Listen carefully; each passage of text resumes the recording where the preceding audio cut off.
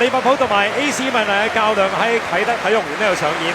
賽前同埋喺比賽期間亦都有悼念迪奧高祖達嘅儀式。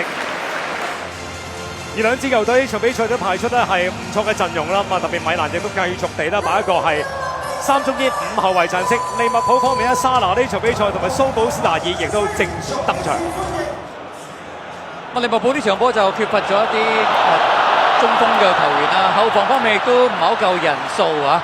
落到場亦都同樣情況發生噃。正選陣容當中得一個正宗嘅中堅強雲迪克，但係佢都阻擋唔到里奧嘅呢個快速突破。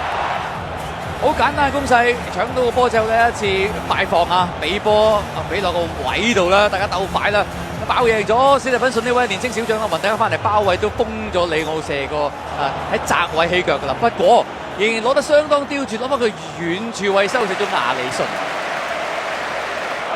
迪奧高祖達里奧都係呢個夏天啦，幫葡萄牙贏到歐洲國家聯賽嘅功臣。里奧入波之後，亦都有向利物浦球迷致意㗎。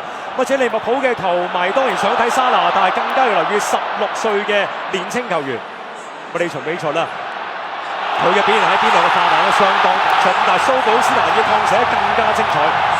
安古姆下嘅突破，然後覺得蘇魯斯拿爾喺禁區邊嘅位置右腳趟個世界波，創得非常精彩。呢個波特別在呢，就係蘇保斯拿爾起腳嗰下。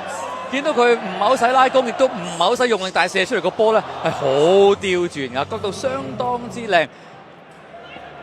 成場波 AC 米蘭可以見到佢哋嘅反擊咧，真係精心部署，多次利用里奧嘅速度啊，喺前面製造機會啊。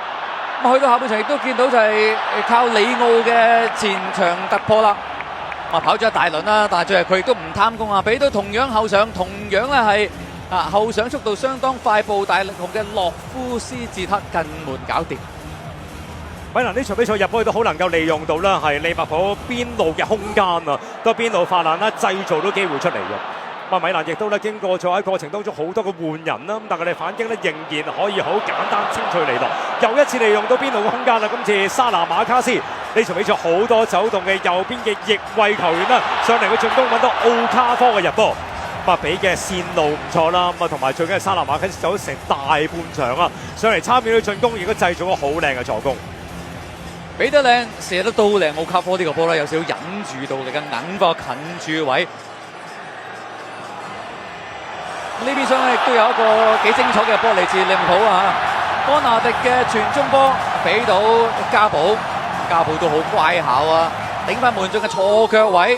左路埋嚟就頂翻門將嘅左手邊頂個對角啊，令到門將都完全係冇辦法反應。當時已經去到球場嘅尾段㗎啦。大家都換咗好多球員啦，而利物浦亦都咧就龍門都換咗啦。舊年咧就正式係簽入加盟，但係今年先嚟到個馬達舒偉尼俾過你。咁但係森美卡斯同佢咧似乎個配合真係麻麻地啊，新隊友可能真係需要多啲時間去夾一夾啦。結果呢個誤會啦、錯誤啦，俾翻後嘅時候速度就奧卡科就快啲。呢場比賽估唔到呢位啊！瑞士球員咧能夠入到2球，呢波亦都勝在佢夠勤力啦，同埋同隊友一齊做到個壓迫。我睇下森美卡斯攞嘅時候有啲黐腳啦，回傳個波路線又唔係太啱，變相做咗個助攻啊！送咗份禮物俾 AC 米蘭。